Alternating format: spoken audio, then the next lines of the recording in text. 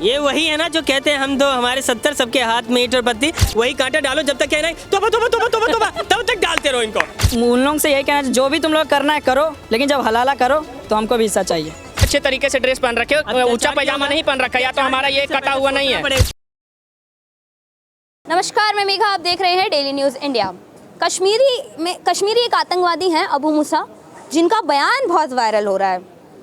उन्होंने कहा है कि हिंदुओं की गर्दन काट के आज़ादी मिलेगी। पीके में रहते हैं, रावलकोट में कश्मीरी आतंकवादी हैं। उनका ये बयान कि हिंदुओं की गर्दन काट के आज़ादी मिलेगी। कश्मीर से तो हिंदुओं को भगा दिया, अब पूरे भारत में जो हिंदू हैं, लगभग 100 करोड़ हिंदू, क्या उनकी गर्दन काटना आतंकवादियों के लिए आसान हो पाएगा? हिंदुओं की गर्दन काट के आज़ादी मिलेगी, ऐसा आतंकवादी कह रहे हैं। मैम एक बात बताइए, कुछ लोग कह दिए कटुआ बैठ के पाकिस्तान में कि हिंदुओं की गला काटेंगे और आज़ादी मिल जाएगा। अरे मैम, जो मुर्दों को नहीं जला पाते वो जिंदों को क्या जला पाएंगे? हिंदू जिंदा है, ठीक है ना। जो मुर्दों को जला नहीं पाते कब्र में डालकर गड़ देते हैं उसको।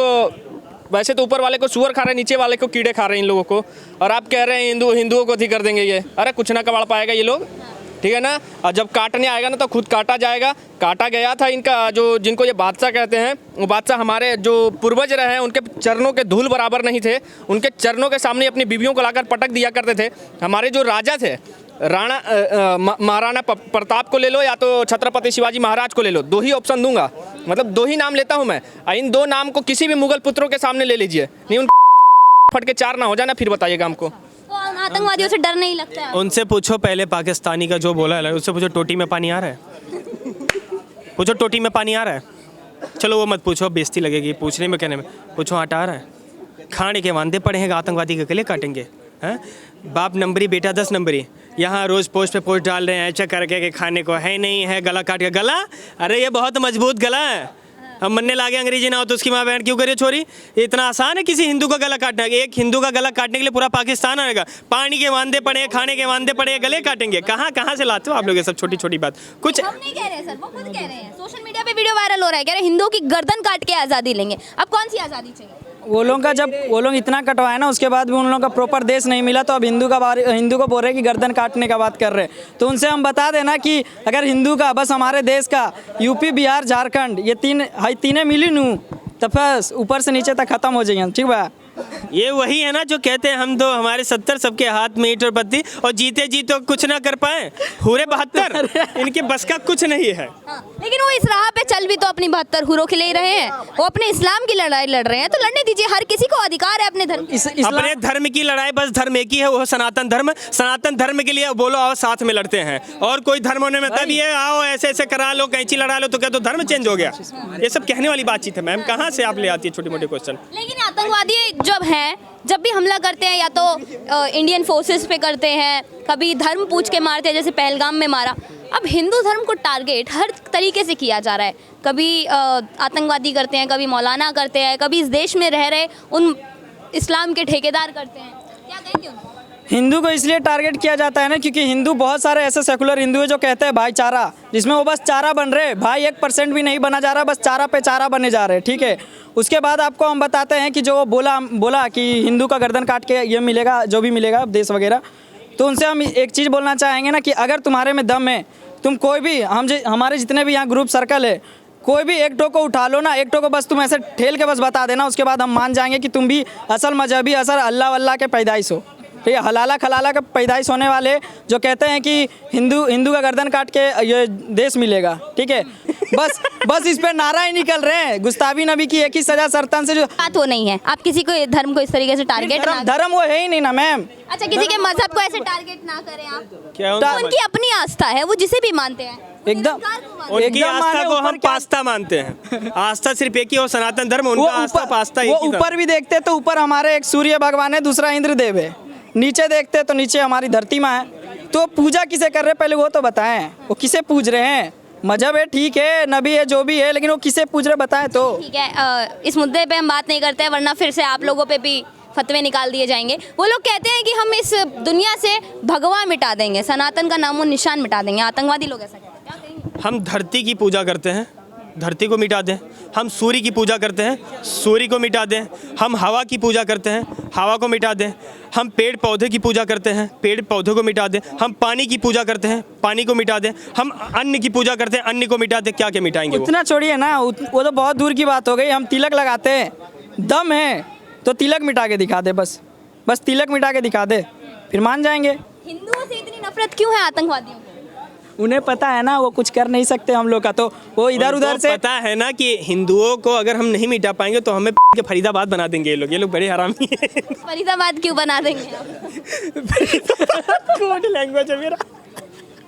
जनता को समझाइए आप, मतलब इस तरीके से उन्हें भी धमकी दे रहे हैं। जनता को हम इतना बता रहे हैं, आप भाईचारा करो लेकिन हिंदू से करो, बाकी कोई भी मिले पे लो, अंधाधुन मारो, अंधाधुन खाली कोई मारो। कॉम्प्रोमाइज जैसे नहीं, बस मारो। गाँव में तुम्हें मैं गांव की भाषा बताता हूँ, गांव में एक बांस होता है हरा कलर का, तो उसमें थोड़े थोड़े कांटे ऐसे निकले रहते हैं, आपने देखा भी होगा। उस कांटे को लो, उस कांटे को लो और में डाल जो राम के खिलाफ बोले, धर्म के खिलाफ बोले, सीधा सीधा वही बांस में डालो उनके, चाहे जो सीधा। गांव का बांस पता ना ग्रीन कलर का, आई मीन हरा कलर का होता है, उसमें थोड़े थोड़े कांटे निकले रहते हैं, वही कांटे डालो, जब तक क्या नहीं तोबा तोबा तोबा तोबा तोबा तब तक डालते रहो इनको। अब देखो अब मैं आप लोगों को मुसलमानों से नहीं, मुझे एक बात बताइए, आप लोगों को मुसलमानों से इतनी नफरत क्यों है? कई मुसलमान हैं, डॉक्टर APJ अब्दुल कलाम थे, मैम सोफिया कुरैशी हैं, वो देश के लिए खड़े हुए हैं। मुसलमानों के साथ आप भी तो खड़े हो। तो मस्जिद वहाँ बांग्ला फलाना दिमकाना जहाँ मस्जिद बन रहा, तो वहाँ इनके सोफिया के नाम से बनवा दिए होते हैं, APJ अब्दुल कलाम के नाम से बना दिए होते हैं, तो बाबर के नाम से क्यों बताए? बाबर का पता है बाबर कहाँ है? आपको पता है बाबर कहाँ है? कौन है बाबर? वो तो अपने पूर्वज मानते हैं, जैसे आप मानते हैं छत्रपति शिवाजी महाराज हमारे पूर्वज है, महाराणा प्रताप। बाबर छक्का है और कुछ नहीं है। छत्रपति शिवाजी महाराज हमारे आराध्य, वो कहाँ से थे इतना बताओ। अच्छा बाबर का एक नाम मिनट, क्या है एक वो मिनट। बताइए ना। महाराष्ट्र थे, आई मीन अपने भारत से ही है?